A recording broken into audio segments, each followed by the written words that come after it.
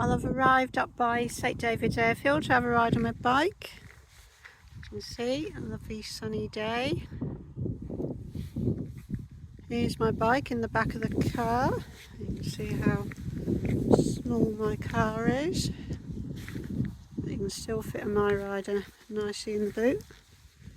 And I actually use cushions to pad it out here so it doesn't scratch my leather upholstery or the plastic inside the car. So that's actually a bit more bulky than it normally would be. But I'm going to get it out and get it ready to have a nice ride. And here it is, out of the car, and still folded up. You can see how small it folds up. Now I was just thinking, if I had something to prop my phone on, I might try and phone me unfolding it and setting it up so you can see how quick and easy that is. I'll have a little look. I'll see if I can prop it on the car or something.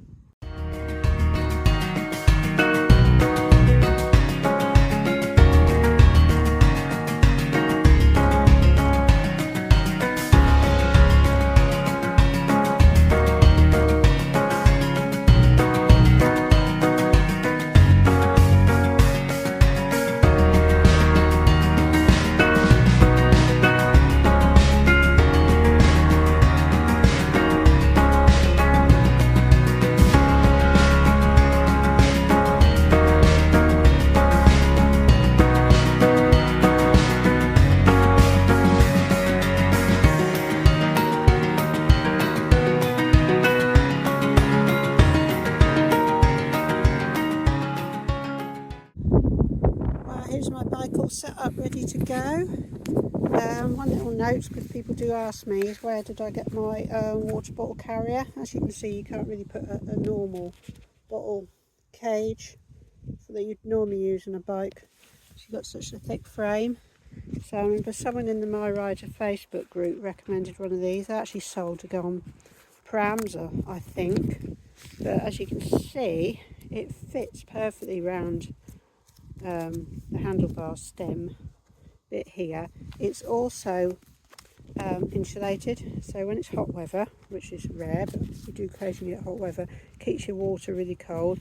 And I suppose if you had a warm drink, it would keep it warm. And you've got a bit here to put stuff in and things, but it's absolutely fantastic. The perfect size for a standard cycling water bottle, or bead-on as they like to call it.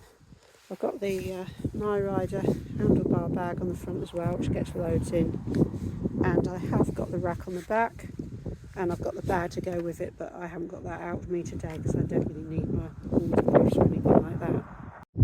So I'm going to get on now and enjoy the ride. I'm not clever enough to cycle one-handed holding the camera like some YouTubers, so I will have to stop, but I'll stop occasionally and just talk about where I am and anything about the bike I need to point out or anything. But let's go and enjoy this ride on a rare sunny day.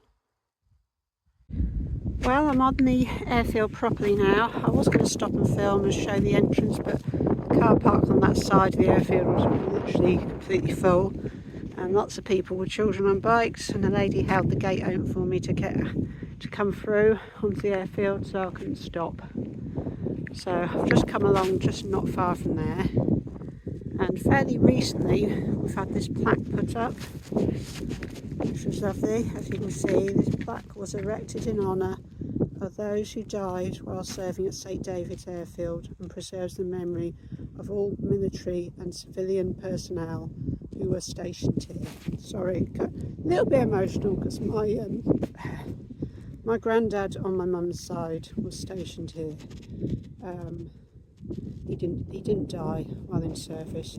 Thankfully, he lived a fairly long life after that. But yeah, it just reminds me of him. And he always talked about Pembrokeshire. He actually loved it around here.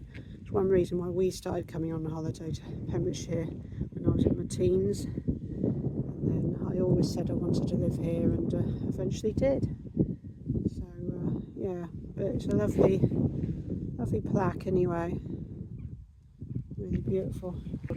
The airfield. Up the runway now.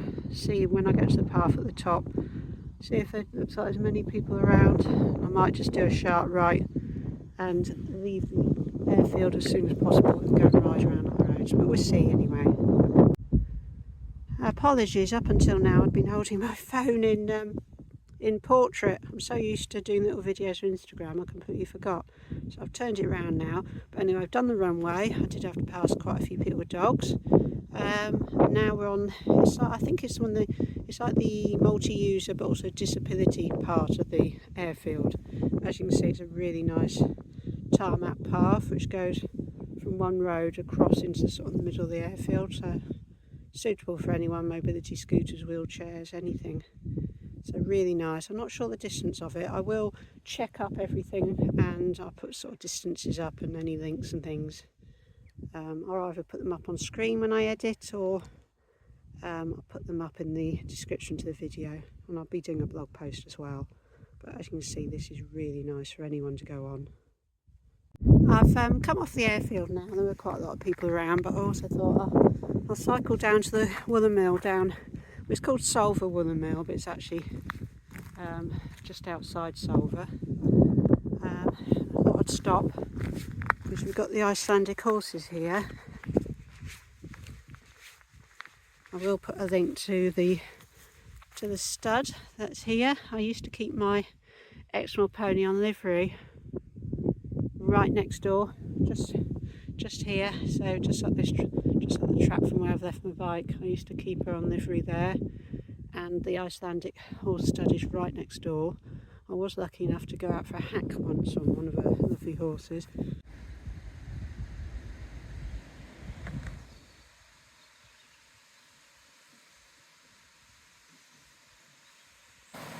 Unfortunately, as I got halfway down the hill, I remembered the woolen mill is only open Monday to Friday. It's only from July to September that they're open at weekends, as you can see by this sign. But I thought it's such a nice road, I might as well carry on down here. I hope you can hear me over the water. Obviously there's a lot at the moment. It's a beautiful place. You can see the mill working quite often. There's a lovely shop, there's a tea room, and you've got the water wheel around the corner as well, which is lovely. So yeah, if you're here Monday to Friday all year round, or weekends July to September, I definitely recommend coming here.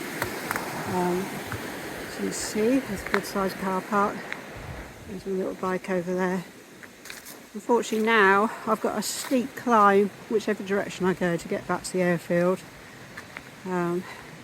But that's one advantage of my bike being electric. It will help me get up there. For anyone who's done Route 4 or thinking of doing Route 4, which is from Fishguard to London or the opposite direction, it actually comes through here anyway, as you can see by the sign. So it's a good place to stop if you want a coffee or cake, if you're here in the week obviously. Over here you've got the old, it's like where the weighing scales were. Still got the old corrugated iron shed, and just up that road is the quarry. So there's quite a lot of industrial history around here. The area is actually called Middle Mill, so it's just up from Solva. Solva's just down there. So there must have been an upper mill and a lower mill as well, I assume. But it is a lovely spot, and definitely recommend coming here. Right, I've stopped now at the Perennial Tea Rooms, I think it's called, and Gardens. You can see there's a little garden centre here. Unfortunately the sun has gone behind the cloud now. Sitting outside because I haven't got a lock for my bike, so there are seats inside as well, so don't worry, you don't have to sit out here in the October weather. But it's a lovely place to stop. Fantastic breakfast and lunches, or just a cake, and great ice creams as well, and the garden centre is meant to be amazing.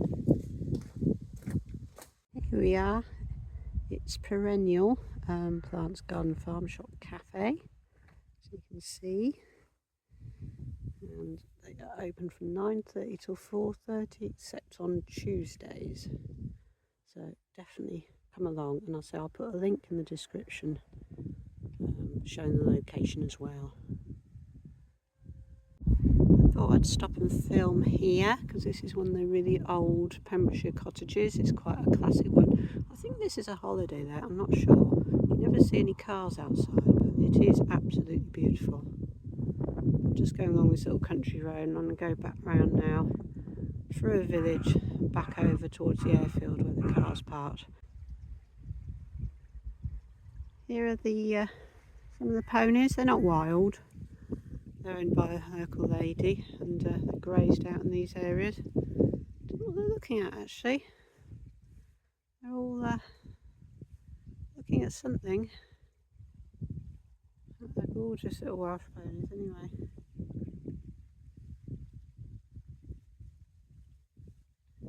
Looks like they're coming over to say hello. Beautiful.